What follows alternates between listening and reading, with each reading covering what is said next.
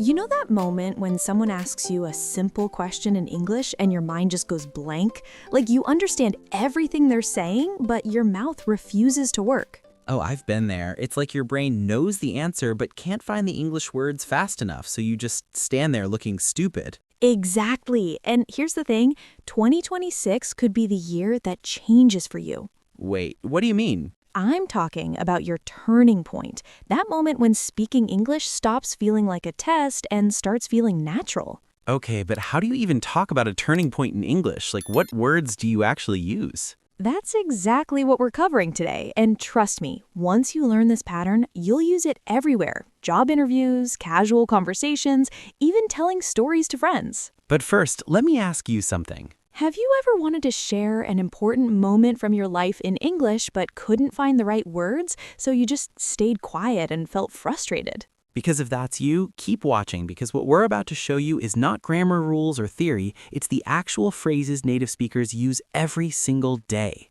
All right, so picture this. You're at work and your boss asks, "So what made you choose this career?" And you freeze. Or you're meeting someone new and they say, "Tell me about yourself," and suddenly your English just disappears. Or even worse, you're texting someone in English and you want to explain why you made a big decision, but you keep deleting and rewriting because nothing sounds right. See, this is exactly why so many people give up on speaking English. It's not because they don't know English, it's because nobody taught them what English fits the situation. Right, like you can watch English videos all day, you understand everything, but when it's your turn to talk, nothing comes out. Now, what if I told you there's one simple pattern that solves this entire problem? Wait, one pattern? Yes, one pattern that lets you talk about important moments in your life, explain your decisions, share your story, all in natural English that actually sounds like a native speaker. Okay, I need to know this pattern right now. I'll show you that exact pattern in just a minute, but here's why it works so well. Stay with me because what I'm about to show you is not what English teachers tell you in classes. Okay, so here's why this pattern is so powerful. It's all about describing your turning point. But what even is a turning point, like in simple words? A turning point is that moment when something big changed in your life, the moment that made you a different person or put you on a different path. Oh, like when you decided to quit your job and start something new. Exactly. Or when you moved to a new city and everything changed. Or when you met someone who completely shifted your perspective. So it's basically that before and after moment in your life. Yes, and here's the thing, everyone has turning points. We all have these stories, but most English learners don't know how to talk about them, so they miss amazing opportunities to connect with people. Right, because talking about these moments is how you build real relationships, how you ace interviews, how you sound interesting in conversations. Exactly. Let me give you some real examples. Someone might say, learning English was my turning point because it opened up so many job opportunities. Or moving away from my hometown was my turning point. It made me independent and confident. Or even failing that exam was actually my turning point because it taught me how to work harder. Okay, I'm getting it now. These are powerful stories. Now, here's the big question. How do you describe your turning point in English? What's the exact pattern to use? Because once you know this pattern, you'll never run out of words again. You can talk about any important moment in your life with confidence. And native speakers will actually think, wow, this person speaks really good English. All right, stop teasing us. What's the actual pattern? Okay, here it is. Ready? The pattern is super simple. Something was a turning point for me because reason. Wait, that's it? That's it. But watch how powerful this becomes. Let me show you 3 real examples.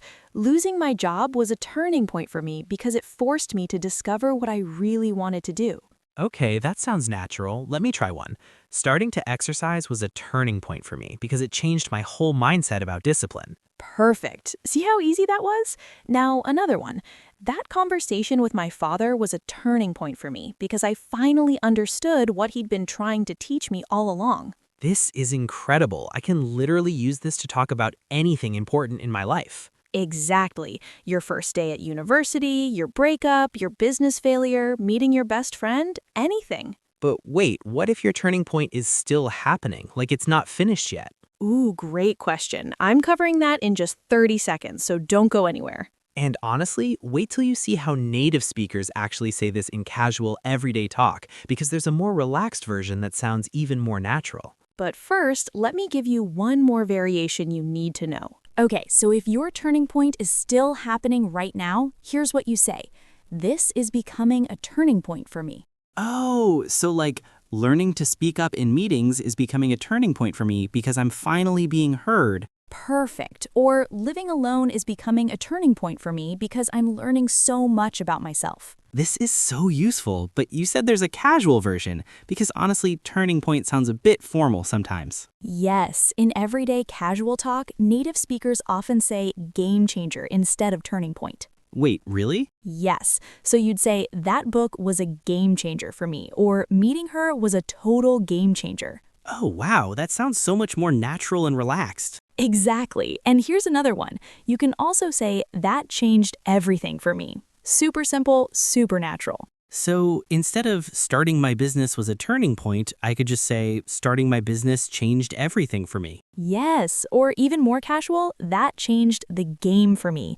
Native speakers use this all the time. This is gold, so I can say joining that course changed the game for me, or moving to the city was a total game changer. You got it. Now, here's the thing. There's one mistake that 90% of English learners make when using these phrases. And if you're making this mistake, people will immediately know you learned English from textbooks, not from real life. So pay attention to this next part because it's going to save you from sounding awkward.